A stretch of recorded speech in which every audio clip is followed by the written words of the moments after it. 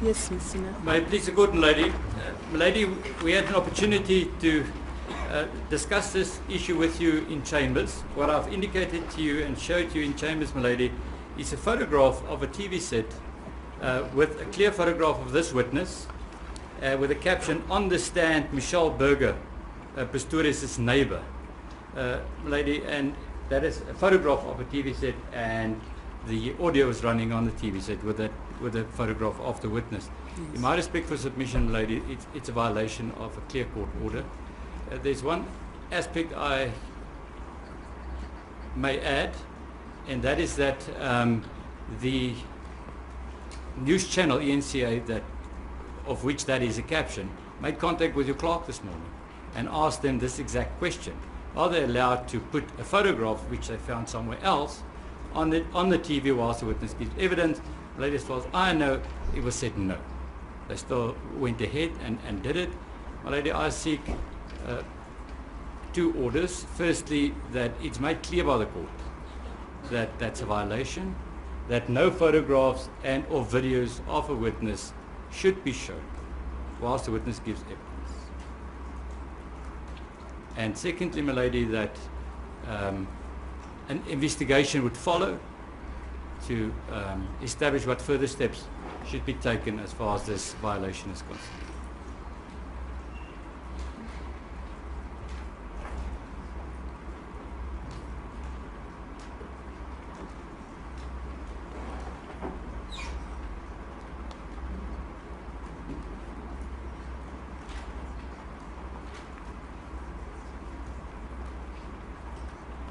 As a court, please.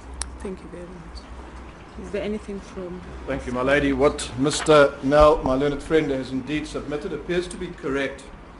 When he speaks to an investigation that is to follow, that is of course the natural course of matters if there has been a transgression of a court order, and we have no difficulty in that regard. I echo his sentiments. However, we believe as the defense that we've reached a very important stage in the cross-examination of this particular witness, and we want to seek to continue with that without any further delay. No doubt your ladyship will make an appropriate order as requested by Mr. Nell. I have nothing further to add. Thank you, my lady. Thank you. Yes, I've heard both counsel. I must say this is very disturbing. I am warning the media, if you do not behave, you are not going to be treated with soft gloves by this court. For this reason, I want to give the order as sought by Mr. Nell. One, this order that I'm granting is to stop any photographs of any sorts. It doesn't matter where it was sourced from, regarding any witness, including this witness, who has asked this court not to have his or her photographs published. Secondly, an investigation is to follow to find out exactly what is happening, the extent, this may just be the tip of the iceberg, the extent of the non-compliance or the violation of the court order. As a good business, my lady. Yes. We shall proceed without any further delay. Indeed. Thank Yes, Mr. Roux.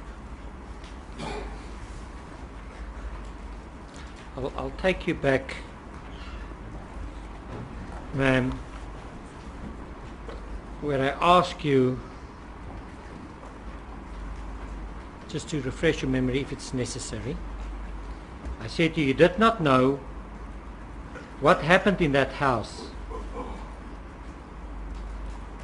I asked you about the two of them screaming for help and the woman, according to you, also screaming in addition to that.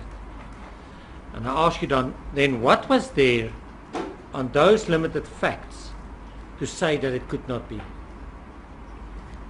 Sorry, my lady, can you please repeat what? I couldn't hear your second word. Sorry, I asked then what was there on those limited facts that could cause you to say it could not be?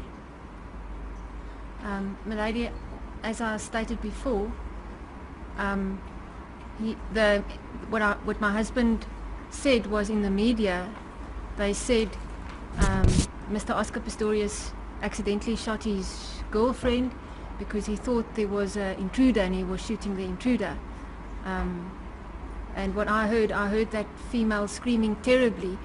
Her life was threatened in the house. I could not imagine her life not being threatened in the house. So it could not be for me. But you did not know if there was an intruder in the house or not. Milady, I wasn't there, so I never saw anything. I could only hear her shouts and her terrible screaming. Yes, but even that morning you still did not know if there was an intruder in the house. Milady, That he mistook her for an intruder, for instance. You didn't have enough facts. Milady, it's based on what I heard, and as I heard, I present to the court. But however troubles my mind, man.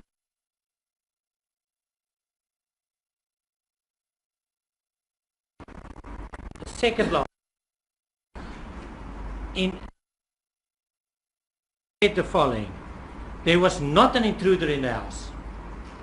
And I was surprised that you could say it at that stage because you did not know. The media So I need stated... you to answer, how can you say at that stage that there was not an intruder in the house on those limited facts? Milady, as I stated what I stated before, the media stated Mr. Pistorius thought there was an intruder in the house, but the screams that I heard was the petrifying screams of someone that's life was threatened. Someone had to be in the house threatening her. It's not just the thought of thinking there might be an intruder. Yes, I understand that, and that caused you to think it was a housebreaking or a robbery. Yes, I thought so. That even caused you to think when the husband was, or the man was screaming for help, it didn't tell you, well, that's not real, that's a bit fake. It caused you to think it was genuine, a man screaming for help. There's a housebreaking or a robbery. Yes, my lady, everything I heard that evening contributed to my perception that it was a housebreak. But then I still don't understand, with respect. In the answer just before the adjournment, in trying to justify your answer, you also added there was not an intruder in the house. And you conceded later on that you could not say that. So I'm trying to find out, why did you say there was not an intruder in the house with those limited information at the time? My lady, but as I understand even now, the defense also says never spoke of an intruder in the house, that there was an intruder. There wasn't an intruder in the house. My question is different. How could you say, you were standing there and saying it as part of your answer, and I quote, there was not an intruder in the house. My lady, that's my perception, as I stated before. What I heard, those petrifying screams, there had to be someone threatening her life. That's why she was shouting like that. So in my mind, there was, the way I saw it that evening, there was someone standing there threatening that man and that woman because she was petrified. That's life-threatening screams that she gave. It was petrifying. In my mind, they were attacked in the house. And then I heard the gunshots. That was a logical deduction. I understand that, but that's not the question. And I'm going to show to you now why I'm putting this question to you again. I tried to find out on what basis could you stand there today and to say with reference to that conversation, you say, there was not an intruder in the house. That's your answer. I listened to it. There was not an intruder in the house. It's one of the reasons that you gave to explain your answer. There was not an intruder in the house. And subsequently you confirmed that you cannot say whether or not there was an intruder. Not that morning, not when you spoke to your husband. Is that true? Lady, I wasn't in the house. I never saw an intruder. And for the court, also no one says there was an intruder in the house. But what I heard at that stage, on that evening, the 14th of February 2013, I thought there was an intruder due to the terrifying events I heard. The question is different. When we dealt with the conversation you had with your husband, one of the answers given to you as a fact was, to justify your answer was, there was not an intruder in the house. Yes, I was surprised. I was very surprised. You couldn't say it at that time. You could not say it at that time that there was not an intruder. You didn't know.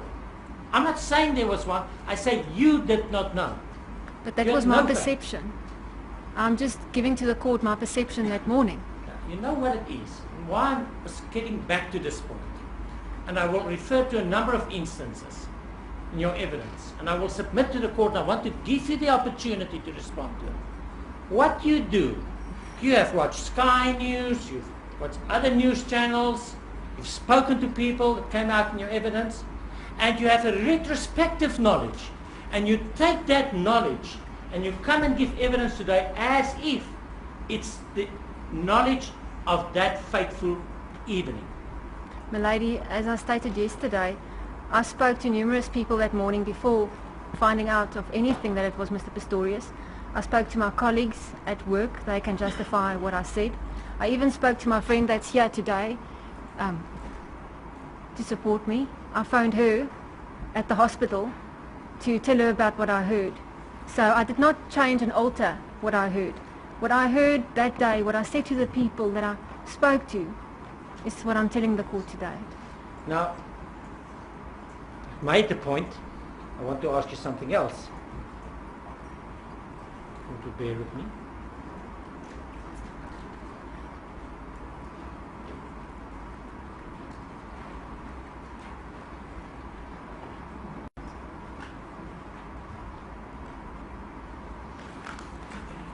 My understanding is that that fateful early morning, late evening, whatever, you did not know who was living in the house of Oscar Pistorius. That's correct, milady. You did not even know it was his house. That's correct, milady. Yet, yesterday, you said the following. When I asked you about screaming in the house, you said, I heard two people. So I definitely thought there's, and then you say, I knew there's a man and a woman living there. How did you know that? Well, I knew there was a man and a woman in that house. The events went together. The shouting, the calling for help, the screaming, the gunshots. It was a unit. And it was coming from a house. And that's what I referred to. Now, I asked you about your statement yesterday.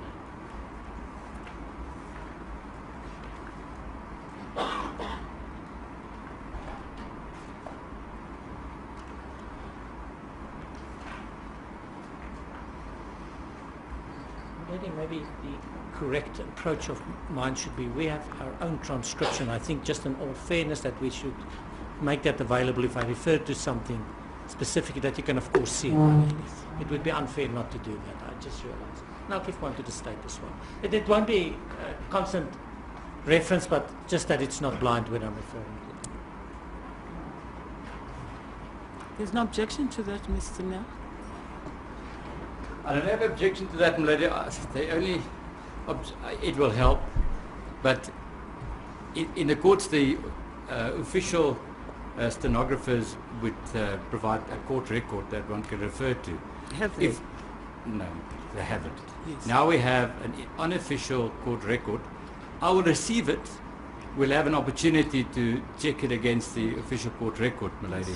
But if I receive it, I'll receive it with that proviso. Thank you. Of course, just to assist, my lady. I'm not saying that it's binding in anything, it's just to assist. Yes. Thank you.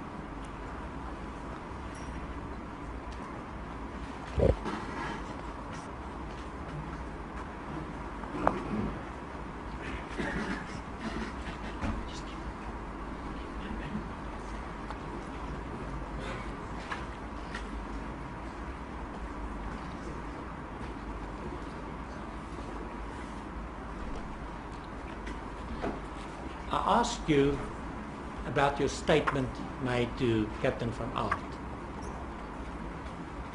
And I quote your words, and it's page 73. My statement, how I gave it there, is precisely how I heard it. At what page are you, Mr. Page 73, my lady.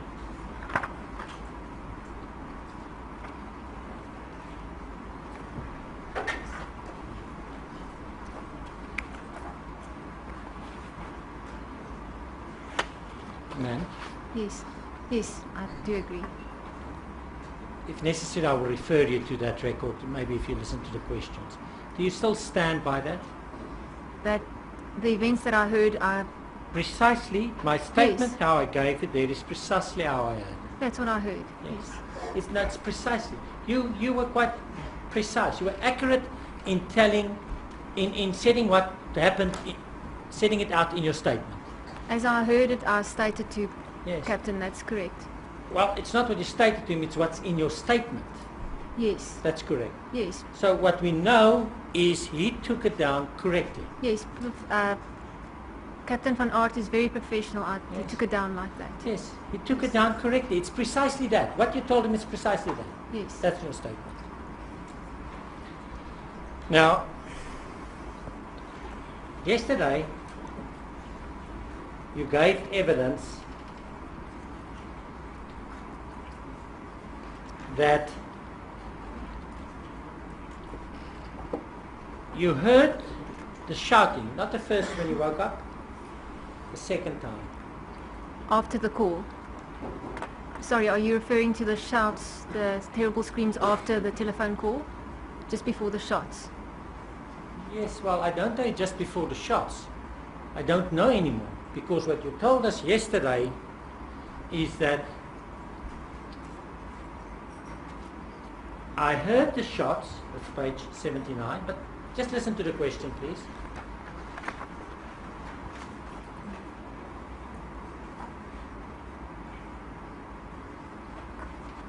And during the shots, and there's many places, next I'll go to all the places, I heard the woman screaming.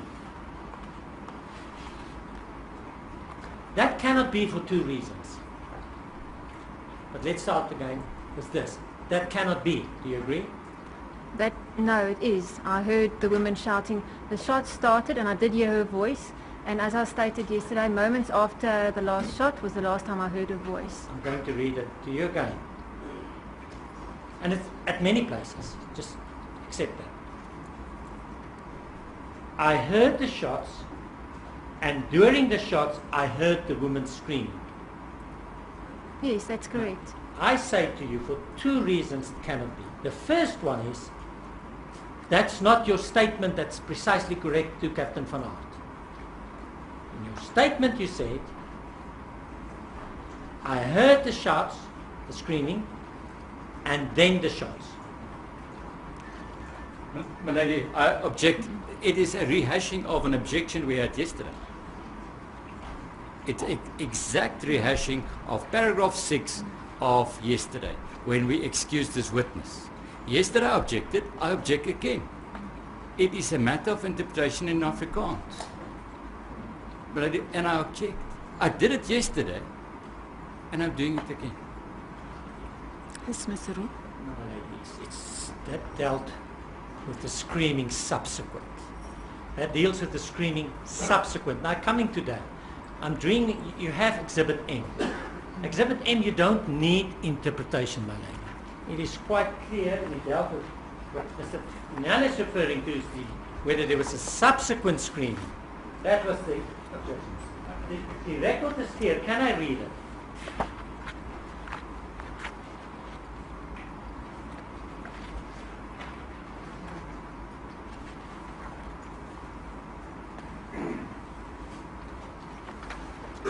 Yes, you referred to Exhibit M. Paragraph 6, Exhibit M.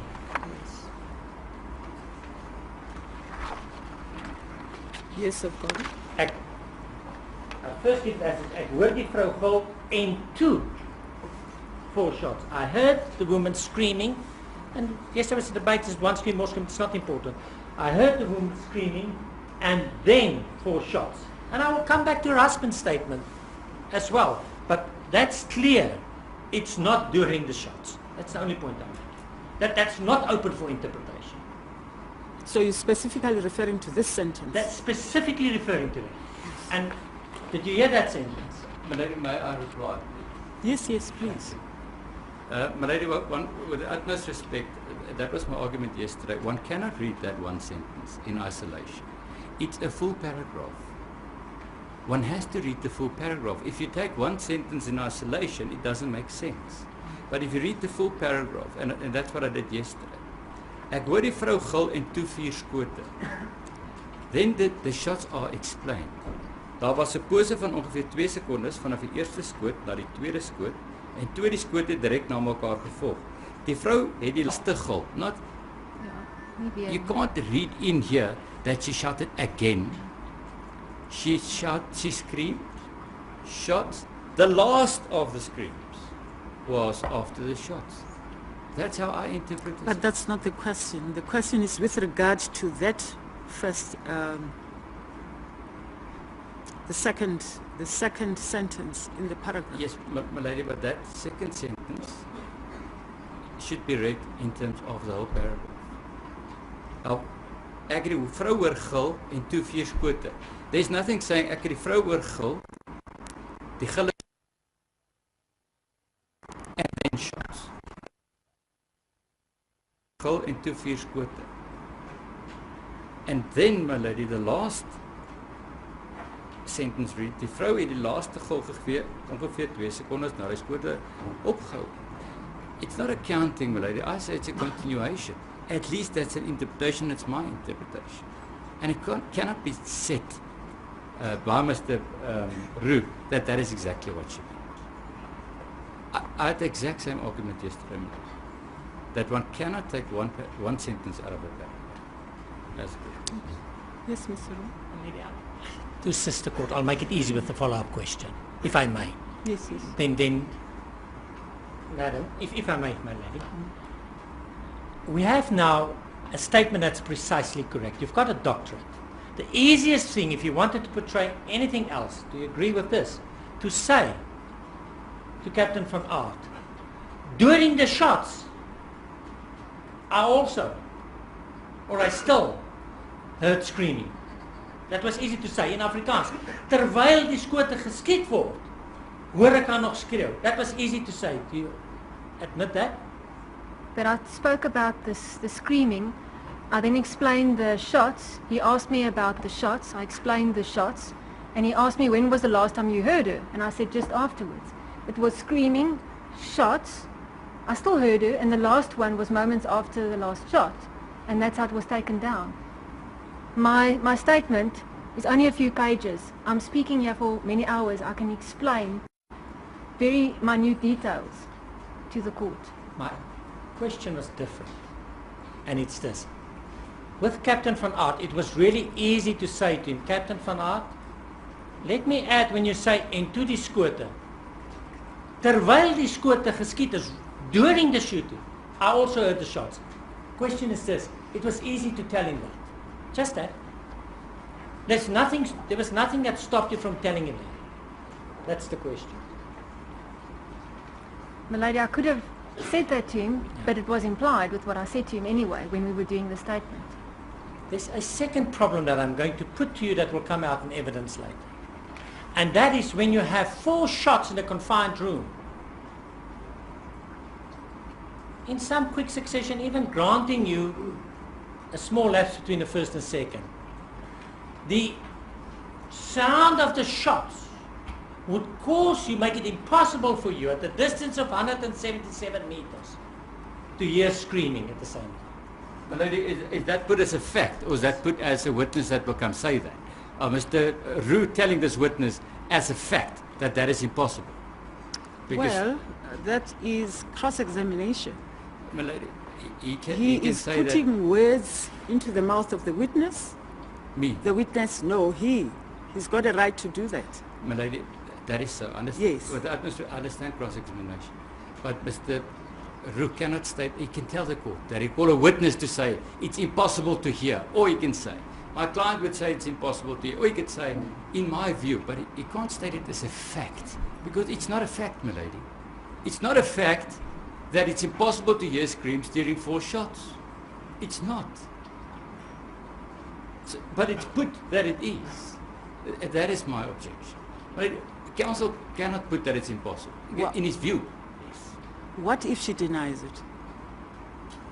What He if- can't say were you lying unless then the question will arise whether there's a witness to say that this witness is lying. My lady, I understand what can happen further. My only objection, my lady, is to the fact that it's put as a fact to a witness, a lay witness, standing in the witness box. Counsel put to the witness, it is impossible. And it's not, my lady. Well, That is my problem. I'm not persuaded, Mr. Nel. As a good business, my lady. Yes. Thank you, madam. You've heard what I put to you. Any comment? Milady, I heard shots and I heard her screams. As I stated yesterday, I can't say with which of the shots I... And secondly, my lady, that an investigation would follow to establish what further steps should be taken as far as this violation is concerned.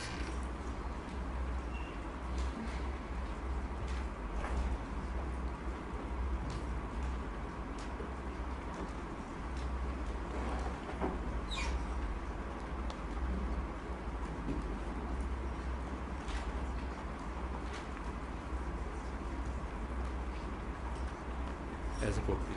Thank you very much. Is there anything from... Thank you, my lady. What Mr. Nel, my learned friend, has indeed submitted appears to be correct. When he speaks to an investigation that is to follow, that is of course the natural...